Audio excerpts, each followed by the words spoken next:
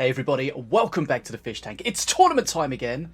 We're going to have our grand final of my 1v1 Fishbowl Brawl for October today. It's going to be Dark Crow, very strong player that we've heard a lot and seen a lot about, against Jackeea, also a great player, but somebody we don't tend to see at this stage of the event. So this could be a good one.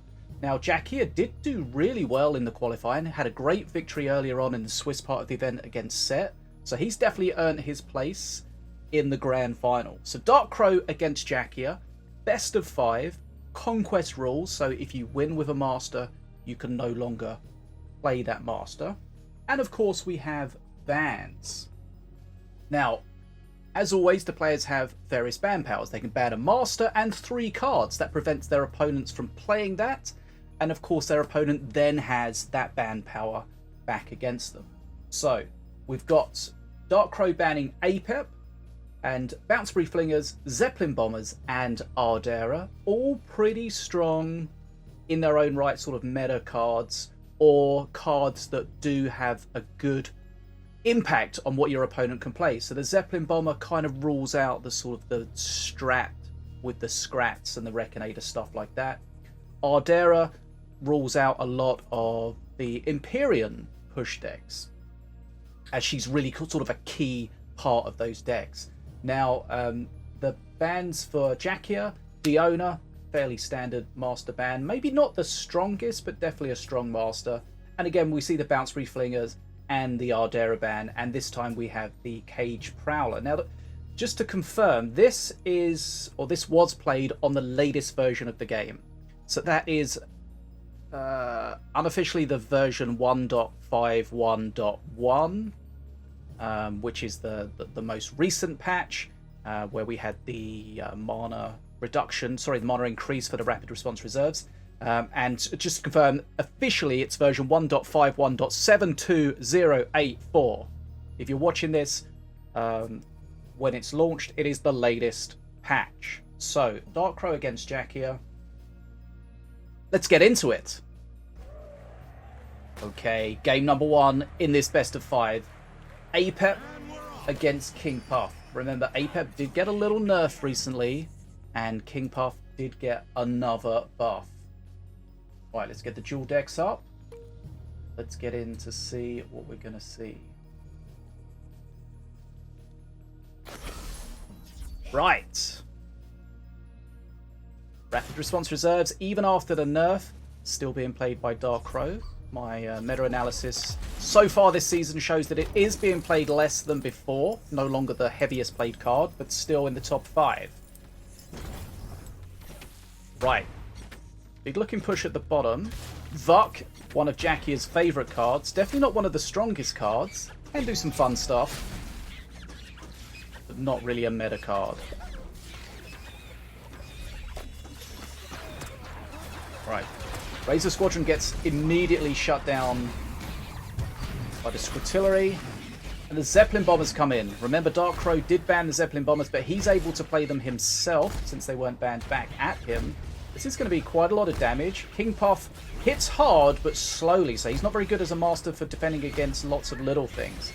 This is problematic. Shen's in there, but Shen's going to get exploded. This could be over already. And this is just highlighting King Puff's weakness as a master. And there we go. Game number 1. 1 minute 22 seconds. Dark Crow goes into a 1-0 lead.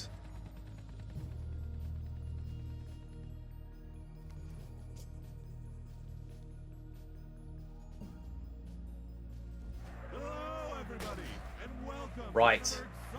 Game 2. Wrecked against Volko. You must stand atop a mountain of defeated enemies. Volko did get slightly nerfed in the most recent patch. See how that affects him. Dark Crow playing a very interesting deck. We've got Mana Puff Madness in there. We've got a Hypnotize. Let's see what he's planning here. Early XP for Jackeea. Jackeea is looking like he's got some Slither cards. Magnetic Bombs, they did get a buff, or at least a rebalance in the last patch. Damage down, but mana down also. Right. Gorex Gate. Interesting to see that again in this latest patch. Blood Imps, or the Blood Pact, does less damage. Right, here we go. Azali. Mana Puff Madness. We know that this can spiral out of control if not handled appropriately. 1 mana Shock Rock. I mean, it should be... I assume that's going to be used to shut down some puffs. I think that would definitely have been worth it to shut those puffs down at the bottom with the Shock Rock. Earlier, they're still alive. They are still popping. That's more value than they really should have got. Right, there we see. Can, of course, take the bridges with the magnetic bombs. Right, Prowler pushing at the bottom. This time he gets the buzzers from the Rapid Response Reserves, which is kind of exactly what he wants there. Right, Blood Pact Cleaver pushing at the bottom there. Cleaver, of course, 550 instead of 600 HP. Does it make much difference? A little bit. These Mana Puffs again. Oh, the Cleaver gets through to face. Mana Puffs again, lasting for a decent amount of time. And this is the problem here. You're trying to defend the face damage, but you also need to put the pressure on the bridges to shut those Puffs down, because they're just going to keep giving Dark Crow mana, and then he's just going to spiral into a lead that's just impossible to shut down, and that may be already happening here. Jackeea doesn't have any good defensive options right now, and the next push is going to be already coming from Dark Crow. Jackeea down to 600 HP.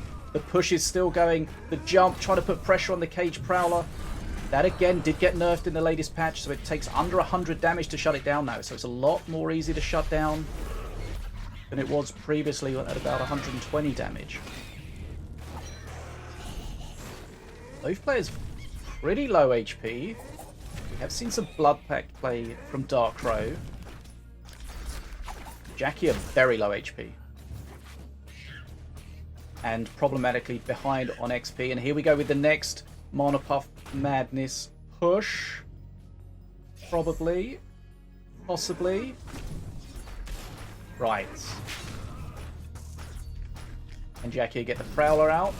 No, because Chain Lightning shuts that down. And of course face damage as well. So definitely worth it from Dark Crow there. Jackeea in a very dodgy position here. Decent Hypnotize. Really helping him to DPS down the Herald quickly as possible. Nicely done. Right, Prowler. Looks like it's going to spawn, but doesn't. Defenso Chopper is leading the line, but not for long. But here come the Scrats. Can they clear it? Nope, because they get a one-punch blast, which of course does a line of damage through everything until it runs out of damage. True damage as well. So perk 3 now for Dark Crow. That's the one-punch blast, and again the Chain Lightning. I don't think Jackeea can keep putting that down. He's going to get Chain Lightning every time, which whilst he might be, you know, 1 mana up in that trade, I don't think it's a good trade for him, especially when he's low on HP. Okay, he's looking scary. Okay, this is going to be it. One punch blast to face, and Dark Crow goes into a 2-0 lead. Felt like he was in control for pretty much that entire game.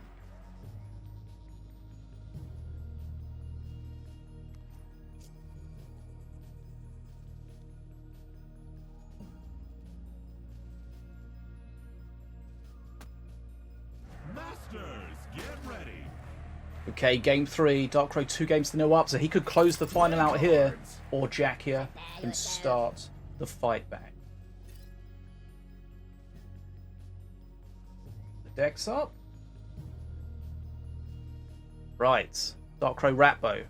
Jackeea wrecked, and a lot of heavy cards. He's got a Ritual in there. Right, ooh, those Blood Imps were misplayed at the start there, and they get punished straight away by the Fanriel. Gonna get another hit on the Cleaver. That Cleaver's gonna be almost dead. So misplayed Blood Imps from Dark Crow at the start there. Didn't get the bridge grabs. Could be painful. Right, here comes the Cleaver. It's going to get another good hit off. And that's an example of a unit that's almost dead still being able to get a lot of value. Okay. Heal Puff, repairing a little bit of that early damage. But next push coming in. Perk 1 for Jackeea. And I haven't tried it myself, but I do hear the new Rect is a good support for the Ritual decks. Okay, that's an interesting beam. Does shut down the reboomer, which would have pretty much shut down everything else. So you could argue that that was worth it. Did a bit of face damage as well. And the way that this is still staying around, this attack, I think that was definitely worth it, that beam, when you factor in the units that it kept alive, the XP that was gained, a bit of face damage as well. And of course it did kill the reboomer, so decent value there.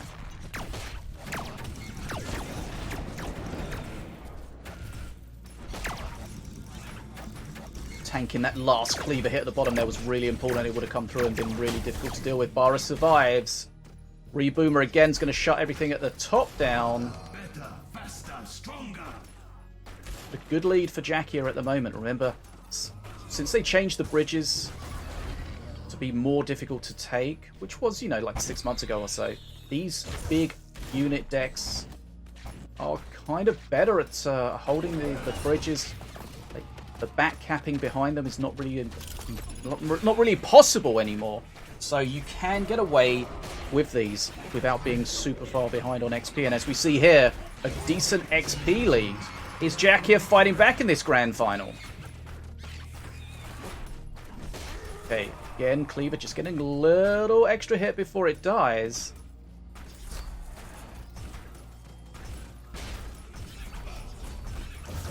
Okay, wrecked jumps. He's on a timer now, remember. It's a decent Jackeea. Reboomer survives. Right, heal puffs on at the top. Is Darkrow going to get a bit of value here? Yeah, doing some decent damage. Right. Rendrath. Remember, Rendrath is going to bring things back when he marks them. There's an aimbot. It is cursed. It does do reduced damage. But if he can hit a few things here, it's going to hit the Defenso, so that's going to come back. Won't come back until it dies. And remember, the mark does last even after Rendrath dies. So Rendrath dies there, but the the Defenso Chopper does come back. Cleaver not hitting what it wants to. And Bara does survive. That could be huge. Perk 3 now for Jackeea. Decent looking Jackeea. Needs to be careful with his HP as always, Darkrow. Blood Imps, not as punishing as they were before, but they still can be punishing. Mistake there from Jackeea. He went for the one-punch blast on the aimbot in the pocket, but he didn't quite have the range, didn't hit it, and ultimately did nothing. That's a shame. It would have killed it. Because remember, it does do true damage. Right. Jackeea in a strong spot here.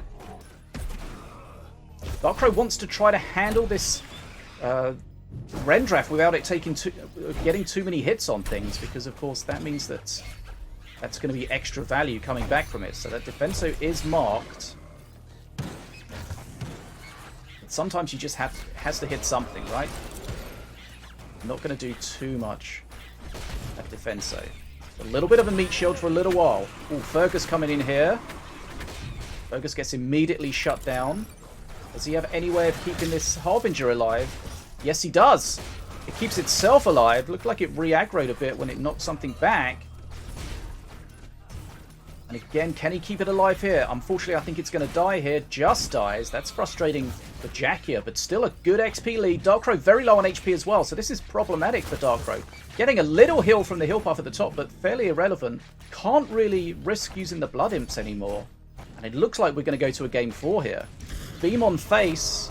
Again, very aggressive. Knows that that Reboomer can get huge value potentially. And Darkrow, of course, low on HP, so it's a nice trade for Jackeea there. Just needs to hold on a little bit and get to Mana Frenzy. He's got a huge XP lead. 50 XP. Annihilator's going to get a huge amount of value at the top there.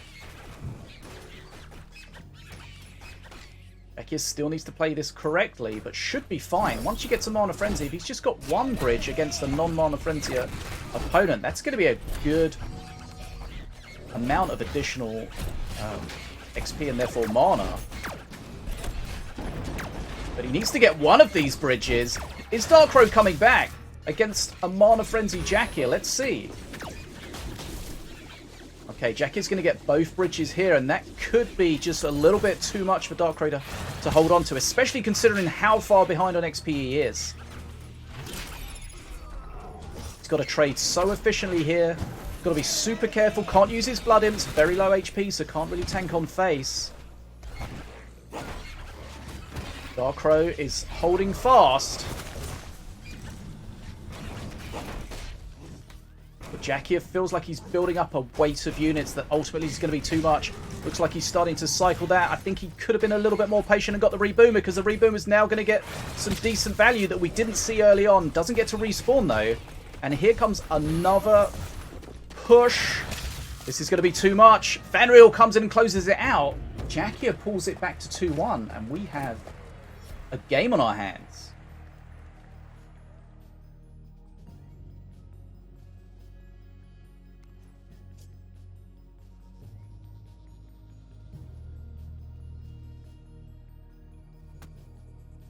Masters, get ready. Here we go with game 4. Can Darkrow close this out, or can Jackeea fully fight back to 2-2? Let's find out. We got Morelia against King Path.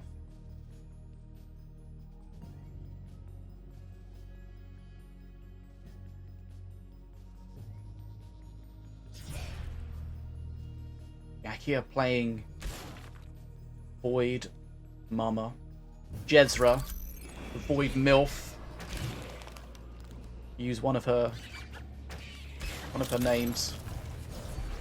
Not a card we see too often. Definitely tried her out this season. She did get buffed, but it was difficult to get value from her. But let's see. Remember, she has her Void Tear ability. That reboomer gets loads of value. Okay, so the Cowardly Imps from the Void Tear, I think they were down to 1 mana. Remember, when she gets a kill, she reduces the cost of her ability, which can summon swarmers, elite swarmers, 2 of them, as we'll see here. They did get nerfed, of course, in the latest patch.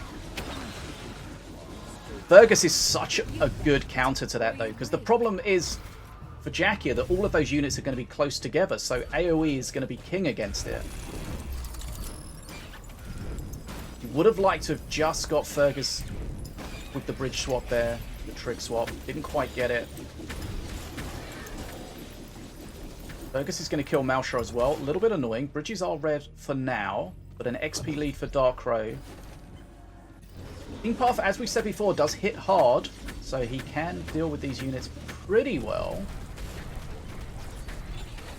Flame Imp's going to go down to the Morgul's Mark in the pocket there. Bit of decent amount of face damage as well.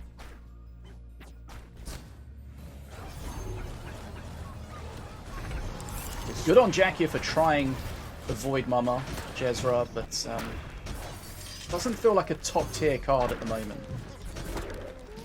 But let's see. Can he change how this goes? Great Chain Lightning clears everything there.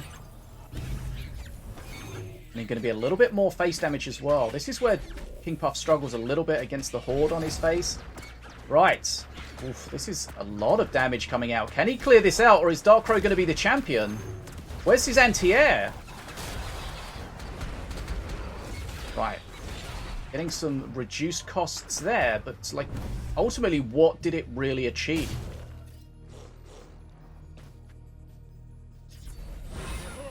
Cowardly Imp having a bad time trying to kill the reboomer on its own there. Spirited Fergus is going to be really rough to deal with. Tried to get a Spirit also on the Siege Breaker, but it was a little bit late there. Jackeea needs to be careful here. These are... No, they're not Blood Pact, sorry. I thought they were the Blood Pact gate things from the thing from the thing, but they weren't. They were just regular Flightless Dragons. But how does he deal with this? He's going to be able to shut down the tank, but then the actual tank behind it is going to be too much. Darkrow is going to take the victory by 3 games to 1. He is the champion. Jackeea put up a great fight, but ultimately wasn't able to match Darkrow. Right. Darkrow's the champion once again. Interestingly to see Jackeea playing some real off-meta stuff there, so props to him for trying those different strats. But I think it just goes to show that at the real top level, there's a lot of things that are viable and a lot of things that aren't. And Jezra just doesn't quite cut it. We saw Vuk in an earlier game. Again, a fun card, can be a strong card, but generally not favoured by the top players. But fun to see nonetheless. Now, of course, we have a lot of tournament action going on here in the Fish Tank in Mini Masters, so make sure you follow the links in the description. Keep up to date on the Knights Duel that we have once a month, and my Fishbowl Brawls, of course, the 1v1 and 2v2. So a lot of stuff going on there. We're going to have my meta video coming up soon. We'll have a 2v2 final soon as well. So make sure you hit that subscribe button if you haven't, to make sure you don't miss out on anything awesome Mini Masters related. And of course, we're treading water a little bit this season because we are waiting for next season, which is going to be the big start of 2.0. It's going to be the 2.0 prologue, where everyone's going to go to the new version of the game. That's going to be Xbox and PC players. We're going to get our hands on it. We're going to be able to give our feedback. And then, of course, early next year in January, it's going to be launching on mobile with Netflix Gaming. It's going to be available on iOS and Android. So lots of cool stuff to look forward to on Mini Masters. It's been a long journey up to this point, and I look forward to continuing the journey going forward, and hopefully you guys can come with me. I'm Bad as a Fish, and I'll see you again soon here in the Fish Tank.